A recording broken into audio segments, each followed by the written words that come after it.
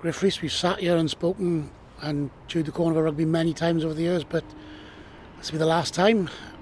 Your final game this weekend out in Belfast, bringing to an end 13 years service with the Ospreys. Yeah, it's felt a little bit like a long goodbye. Obviously, we announced pretty early, and truth be told, I think we'd spoke in the summer really about what was best for the region and myself, and I think with that in mind, it has probably been a long farewell and having to work through a couple of difficulties around the last few months and prior to that, I suppose. But having got to this point, I spoke to the playing group at the start of the week, and it's not just me. There's a lot of players, going to a significant change in their career as well, and so we really want to put an imprint around win a game of rugby on Sunday.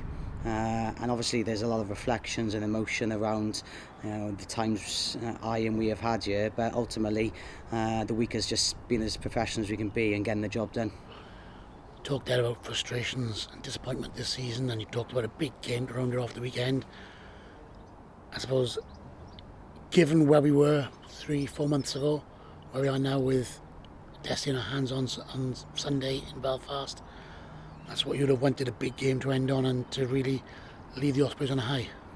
Yeah, I think it's one that does captivate to a certain degree. It's a strange one in terms of trying to manage the playing group across 3 weeks of preparation time really, and managing your time to the best of their ability to perform on a Sunday around the training schedules. But yeah, I mean, if you look at the season, obviously as times we've struggled in terms of confidence, our endeavour to play, be clear in how we're playing wasn't there at certain points.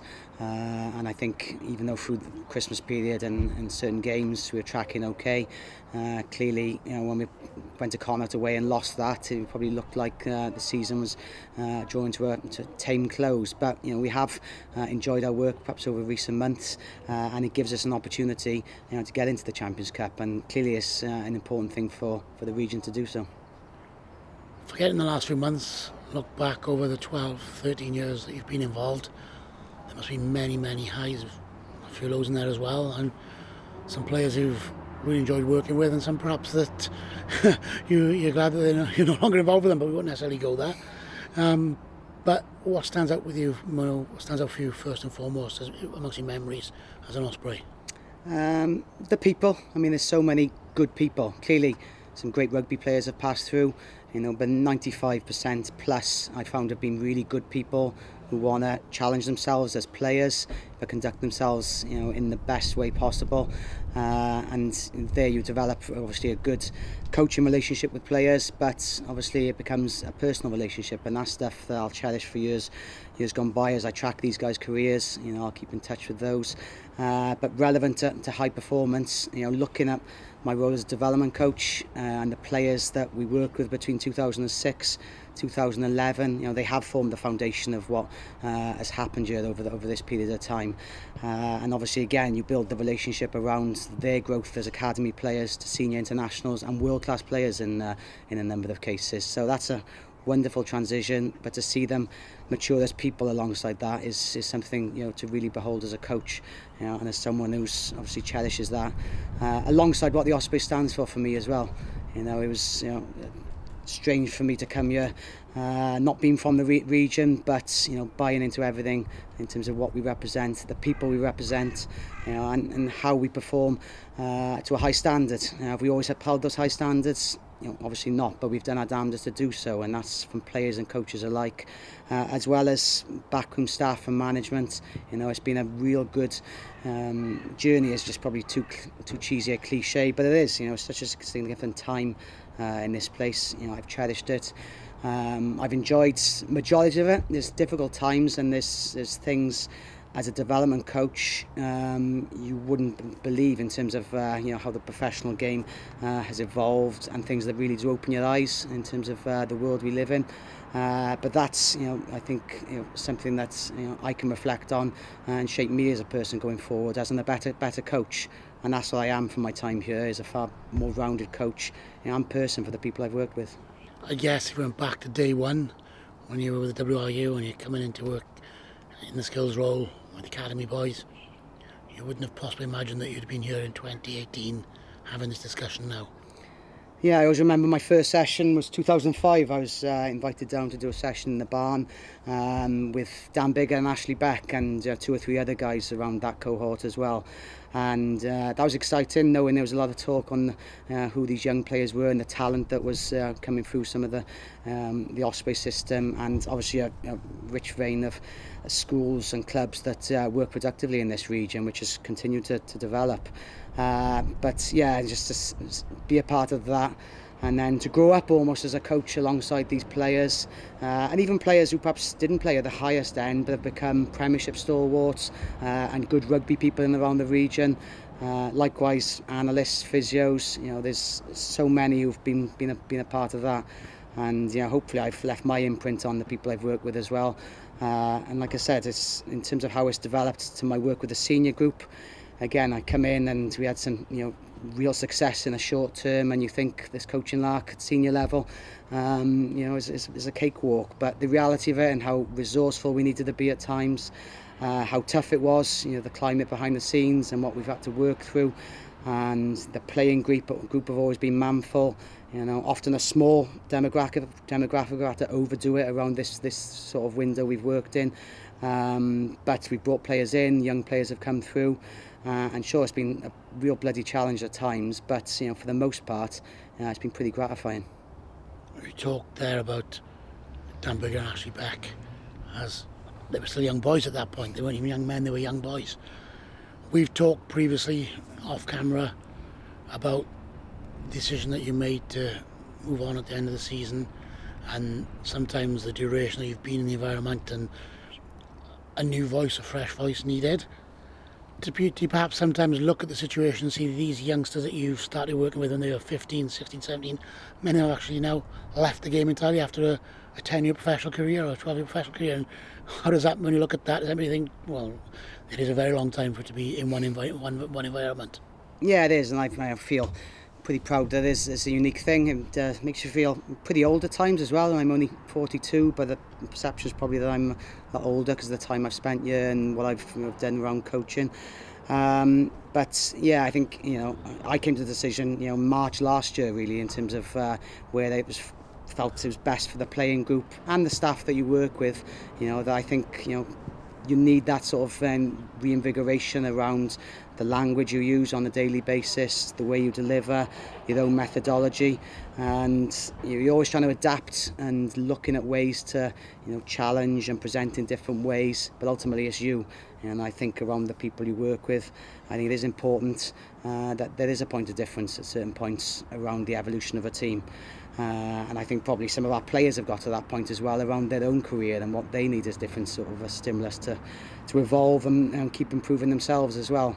So you get to that. So I was always pretty comfortable around what we were heading towards around the Ospreys. Obviously things changed within that sort of 12-month period, and we've had to adapt and look at different staffing and different sort of areas of recruitment, which I haven't been a part of, but you acknowledge where the succession plan does need to be tweaked at certain points, and I've always enjoyed being part of that over the years, but hopefully leading to perhaps a line in the sand that's more than needed.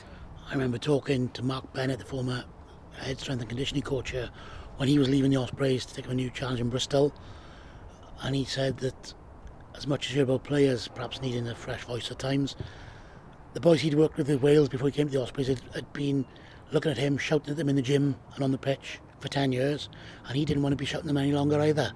So sometimes these things work both ways. Yeah, they do. Yeah, and I think again, you try and be creative with the staff you work with around how you deliver, how you integrate people like Richard Fussell, Tom Smith, Andrew Bishop, Brad Davis around some of the backline group, and your work with the head coach becomes key in terms of the voices they hear and the messages they hear. So you often, as an assistant, you're trying to adapt. Sometimes good cop, bad cop, but also commonality of messages, but without it being the same message that is probably dumbing things down at certain points. Undoubtedly, one of the things that you touched on was the success in a short space of time when you took over the senior coaching role alongside Steve and Jonathan Humphreys. Pro 12 title success in Dublin. That will no doubt be a standout moment for you. Any reflections on that, and then perhaps anything else that's up there with you as your most treasured memories? Yeah, like I said, the first, obviously having that, that sort of success, it was a pretty well formed and mature playing group at that point. So I mean, we came in and tweaked a couple of things. The climate changed a little bit, but you can't take major credit for what happened in that 8 game. It was a great run, and it was so exhilarating to be a part of, and it is something I'll always treasure. But I really enjoyed. You think you can take on the world, but the hardship the next few years is something I enjoyed working through by and large. Looking at the evolution of the playing group. It was a lot made of Lions leaving and so forth, and the transition to a younger group around season 13-14. I'm probably the top try scorers in the league in a period where we had minimal resources around centre and wings. We played a smart game around some of the kicking messages, how we adapted our game, and his resourcefulness to keep yourself up at the top end of the league. 14-15 then was a galvanising year where we're 1 try away from top spot, and I think that was a younger group really pushing themselves on, and different Ospreys coming into the fold, earning their spurs, and arguably they could and need to kick on a little bit more than perhaps we've done since. Even in those years, some of the European rugby was hard, probably some big lessons for me and some of the players in the rounder, but over the last couple of years, even though it's been slightly flawed at times, some of our European adventures have been pretty smart in certain points, but also quite creative in the way we've gone to places, and challenged some of the best in Europe, and come up short around some of the knockout stages of those competitions, and that's perhaps for reasons where we couldn't adapt from plan A, and having an all-court game was something that we didn't perhaps get to, but certainly a side that was willing to go to Europe without any fear, and even though the last year or so, after a lot of good parts of last year have probably knocked a lot of confidence in around some of the playing group, I still believe in where the playing group is heading around the Ospreys and what we've tried to put on the park for a lot of it. Any regrets? Anything you do differently? There's certain points in certain games, as a coach sometimes you reflect on the exit of the game, you go to a yellow card, and could we have adapted certain things to minimise the damage out wide, but again there's crossover on different parts of your coaching on that, and for me it's been frustrating at times that again we couldn't build on 14-15, where we've never recruited heavily around some of our resources, but seeing people like Evans and Matavesi and people like Webb and Bigger really probably in their pomp at that point, I'm really looking to perhaps kick on from that, and perhaps we haven't done so, and the younger players need to take some of the onus on that, and our probably succession planning underneath that, and our integration of young players probably hasn't followed through from where we were in the early years, and I think that's part of the development of young players in Wales also, but we've got to take the onus that perhaps we've over pushed a core of players, and at some point that's caught up with us. And what's next now for Gruff Rees? You're sitting with a glass of wine in your hand on the balcony enjoying the sunshine, or you're going to be spreading yourself and working hard and keeping your hand in rugby? You do reflect, and it's probably, as I said, a long period of reflection, knowing I started coaching in my early 20s, so I have seen the full spectrum of it really, and loved every part of the professional game, and learned a lot about the hardship and how you've got to react almost week in week out around some events around the professional game. But at 42, my ambition is still there around myself as a coach. I've probably taken a while to come to that, and know that I can take some of these experiences and put them to good use around different positions elsewhere, maybe as a head coach, but obviously a lot of experience around the work I do, and my passion around developing players as well is something I'm really keen on. But I am at a point where you do reflect on other things as well, and you try and get a better balance around your life as well. So I'm working my way through that at the moment. There's a couple of opportunities I haven't gone chasing recently, but at some point I'll probably be looking at something back around, if not the pro game, just in and around it certainly. Finally, if you had one message for Osprey supporters as your departing gift, what would it be? hope we've enjoyed the ride. As I said, we haven't got everything right all the time, far from it, but I think we all grow and learn from that, and I think there's a playing group that are ready to step up in terms of those that obviously have left, and it does leave a gap, but I think at some point you've got to have that gap backfilled by those who are here, and we've been preparing for that. I think Clarkey and some of the group that are here are working towards that. And I think I'd always believe in an organisation that has people like Alan Wynne-Jones, Justin Tipuric, Bradley Davis, Dan Lidgett, and a host of others to the fore. And I think the way the place is run and the people that support the region, I really believe we can get back to where we belong. Gruff Rees, thank you very much and good luck. Pleasure, thanks, Pete.